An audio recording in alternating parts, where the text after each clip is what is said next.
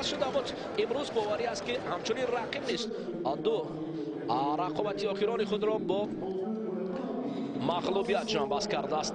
اوا کامرانشاه هیوستوپریون دو карата قهرمانی آسیا اکنون گریبان و آستین و بارزد اوا رقابت را شروع کرده است. بالانتا فرانسیسکو پان امریکان چمپیونشیپ میگویند. چمپیوناتی پان امریکا جایزه‌دار و همچنین برنده مدال طلای این مسابقه این قطعه است. حالا کم فعال است و داور این را به نظر میگیرد.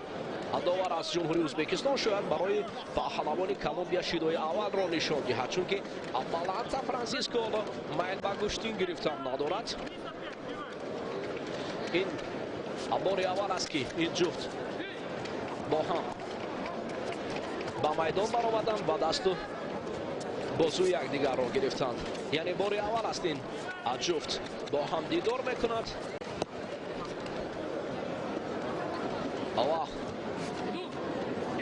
بیشتر از راستا کار کردن. حالا کامرانشاه اصولهایی که در زمین است همچنین یک رقابت پیش از این بود طریق گریبان باقی کردن یا همچنین طریق کمربند هم میتواند که اینجا امکانیت خوب دارد پهلوان تاجیک طریق گریبان رقیب را باقی نماید و تسلیم شود. آواز هنوز ناروشن باقی مانده است. اکنون لدادن دست اینجا به کار رفتنش از احتمال دور نیست. تسلیم میگردد. بله نه هنوز تسلیم نیست. داوری ازبک در اینجا مته نشان داده باشد. شاید از همین خاطر آواز دو جای برای کامرانشاه امکانیت خوب بود. فرانسیسکو بالانتا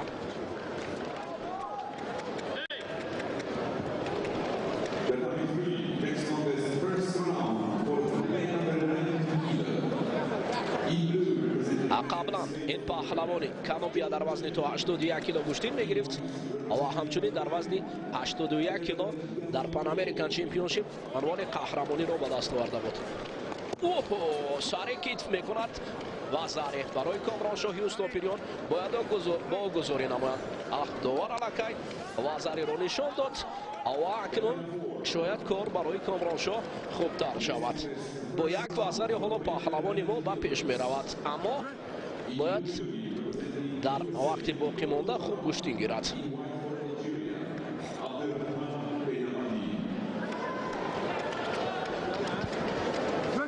داور از جمهوری ازبکستان این نبرد را نظارت دارد. اکثرا رقابت های پهلوان کلمبیا در قطعه امریکا دایر شده است. با پهلوانان آسیایی کم گوشتین گرفته است این پهلوان. نوبت دیگر گریبان رقیب را خوب داشته است کامرانشاه و برای اصول انجام دادن شاید کوشش کند. همانا حالا داوری مرکز برای بالانتا اشاره دارد که شاید خون جاری شده باشد است. باز پس آوازاری را از کامرانشاه هیوستوپریون گرفتند. ببینید آواز اکنون دیگرگون شد. برداشت کامرانشاه را آوازاری ندادند.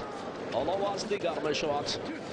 دوباره دست و گریبان یکدیگر قاپیدند و حتی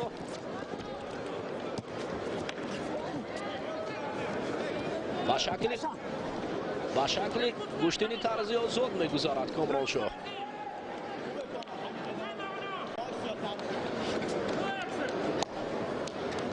اولین شیدا را برای این پهلوان نشان میدهند کم فعال است. باید فعال شد. حدودی 4 دقیقه 3 دقیقه زیاد گوشتین دوام دارد.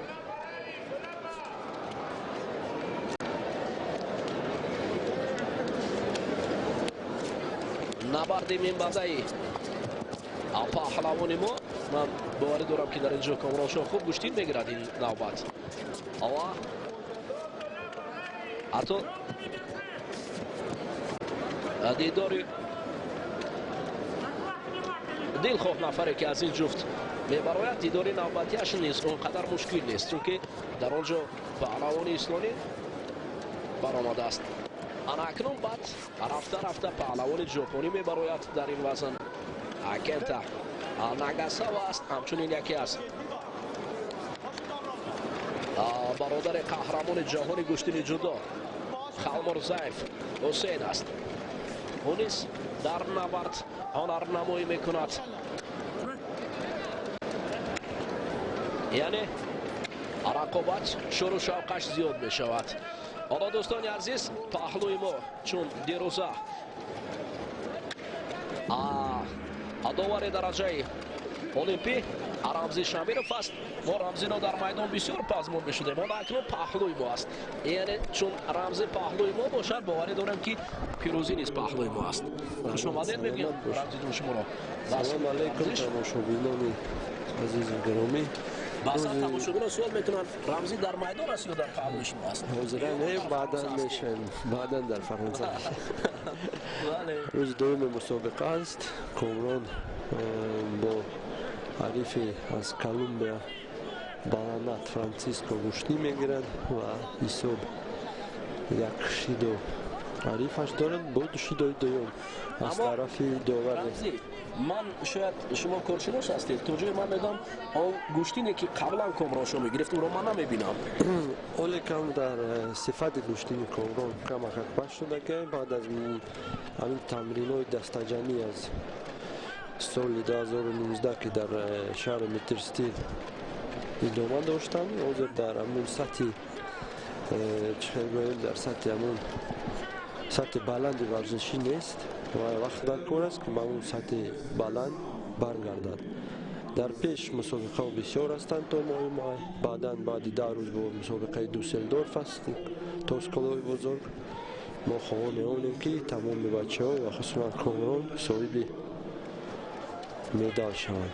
بله خب اکرم از شید از طرف داور با کامران با فکر می‌دانه شد چون که سر برآوردنش بله چون که نادرست همین کار میکنه چون که سر باید برآوردن در کار نیست عقب نشینی میکنه. کمتری از جهت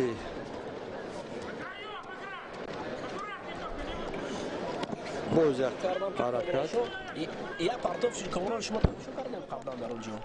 اولی نه من در راه بودم. در اونجا یک پرتاب سر الان دواری مرکز دواری از جمهوری ازبکستان ویچسلاو بله او را وزاری ما گذاری کرد و بعد از سپری گشتن چند لحظه بازپس وزاری رو گرفتند. بله خیلی میشود در گشتین باز با فکرم کامران از عریف خود را با زانو شنون و حاضر صاحب شیدو با فکرم میششند. خانسا که مرکز شیدوی سیم برای ورزشگر کلمبیا و بعدا به دور سیم میگذارد اگر خطا نکنم. دور دوم میگذارد. در دور دوم هم برای کامران شد. نه دور دوم بله. در دور دوم با پهلوان استانی خوب است اما ببینید بعدا با پهلوان ژاپنی مبارزه برد. بله بعد از یک رقابت دیگر